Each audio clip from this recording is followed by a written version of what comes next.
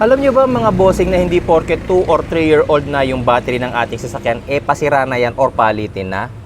Alam nyo rin ba na hindi porket wala pang 1 taon ng baterya mo, okay pa?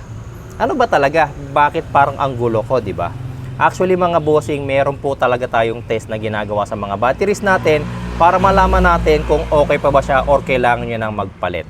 Kasi kahit yung mga kasa mga bossing, ganun din, meron din silang tester na ginagamit at yun yung ipapakita ko sa inyo ngayong araw na to. Sa harapan nyo mga bossing, meron tayong dalawang klase ng battery tester. Actually, pareho sila ng purpose, pareho silang nagagawa. Pero yung isa sa kanila is pwede na for DIYers, car owners, okay na. Pero itong isa naman is para sa mga shop owners, mechanic, o kaya yung mga kasa, ay kagaya niyan. Okay, so ipapakita ko sa inyo, pareho yung kanilang kayang gawin. Bago ko i-demo itong mga battery analyzer and battery tester natin mga boss, yung product link nga pala nito ilalagay ko sa comment section. So kayo nang mamili kung anong bibili nyo. Itong mas mura o itong mas magandang klase. Okay, so unahin na natin itong mas mura mga boss. Okay, so ang battery tester mga boss, napakadali lang niyang gamitin. Ginagawa lang natin dyan mga boss. Kinakabit lang natin yung kanilang mga clamps. Red to positive and then black to negative.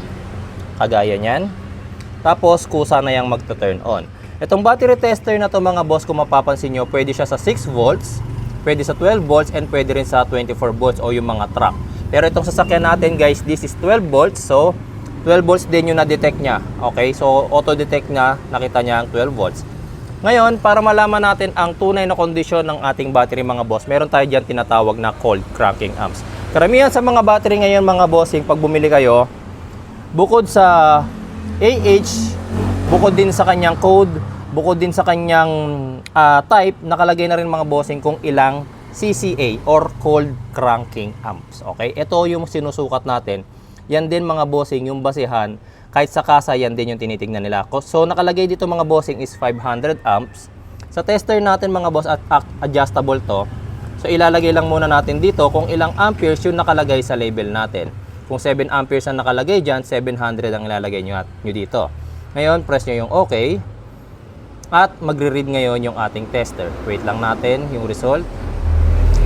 510 cold cranking amps pa siya mga boss. Nakalagay dito, good pa siya. Ang ibig sabihin, malakas pa yung ating battery. Kung dumarating sa punto mga boss na halimbawa, papaandarin nyo yung sasakyan tapos ayaw niya mag-start, parang mahina yung battery, malamang mga boss, na-drain lang siya overnight. Baka meron kayong accessories na nakaka-drain ng power niya. Halimbawa, kagaya ng mga dashcam na meron 24-hour recording, o kaya naman mga boss, meron kayong kinabit na, o kaya naiwanan yung nakabukas pala yung headlight mga boss, o kaya yung pinto, nakalimutan yung isarado ng gusto. Di ba may mga indicators yan, or kapag hindi nakasarado yung pinto, naiiwang nakabukas yung ating ilaw sa loob. Okay, so ito, magagamit lang natin itong murang battery tester na to check yung cold cranking amps ng ating battery. Ngayon, doon na tayo sa mas mahal na klase, yung pangkasa. Ito, yung pang shop. Ganito naman ang itsura mga bossing ng mamahaling klase ng battery tester. Battery analyzer na rin to mga boss, at dito marami na rin kayang gawin. Kung mapapansin nyo mga boss, meron din siyang 6, 12, and 24 volts, kapareho nito. Pero ito mga boss, kung mapapansin nyo itong part na to, ayan. Yan, so nagpiprint din siya ng resibo. Yes, nagpiprint siya ng resulta. Kaya yung mga nakikita ninyo sa mga kasa, mga talyer na nagbibigay sa inyo ng result, kapag ka nagpa-PMS kayo, eto yun. Ganto yun, okay? So same lang ang procedure ng paggamit nito mga bossing. Red to positive, and then black to negative. Yan. Okay? Yan. Tapos, syempre, ito yung kanyang screen. Makikita ninyo, meron siyang checking dito. May waveform, playback, records, and setup. Tapos multimeter. Pwede rin sa multimeter function. Pero ito, sa check tayo. Tapos tatanungin niya kung 16, 12, or 24. So dito, kayo ang mamimili. Kailangan i-input ninyo ng tama. Dito kanina, na-detect niya naman na 12 volts. Pero ito, mamimili kayo. So lagay nyo 12 volts. Quick test. In vehicle or out of vehicle. Kapag sinabing in vehicle mga bossing, kagaya niyan, nakalagay siya sa ating sasakyan, nakakabit yung mga battery cables sa battery terminals. Pero out of vehicle, halimbawa, kahit na nakatanggal lang yung negative, kahit negative lang ang nakatanggal, out of vehicle na rin na matuturing yon. Hindi kailangan literal na nakatanggal yung battery sa ating sasakyan. Okay, so ngayon, in vehicle ang test natin. Battery test. Ito ang kagandahan dito mga boss. Meron siyang battery test. Tapos meron siyang charging test, meron siyang startup test, and meron din siyang load test. Mamaya papakita ko sa inyo yung mga purpose ng mga yan, pero unahin na natin yung battery test.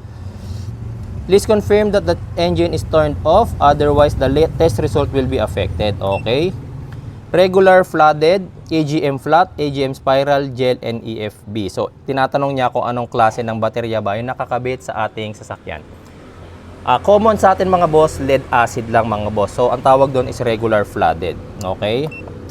CCA ang ating susukatin. Ayan, CCA. So, kagaya nung nakalagay dito, 500 amperes daw. So, taasan natin yan. Gawin natin 500 amperes. Okay, and then press OK.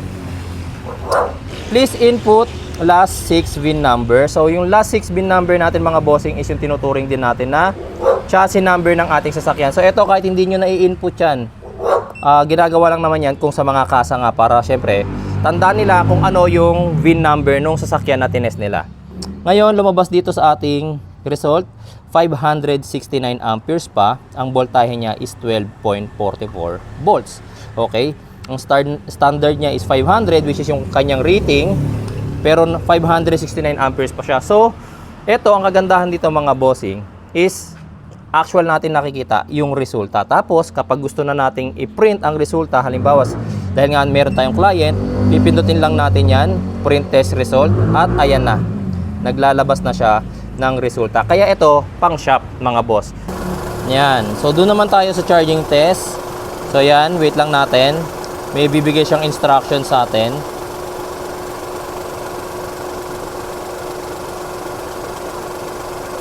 Yan. Testing.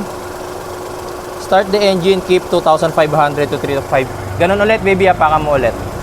Ayan. Pinapakan ko. Sige lang, apakan mo lang. And okay. Ayan. So, ibig sabihin mga boss, ayan o, kung nakikita ninyo, nag 13.62 volts siya. Ang normal battery level natin is 12.6. Base voltage natin yan, 12.4 to 12.6.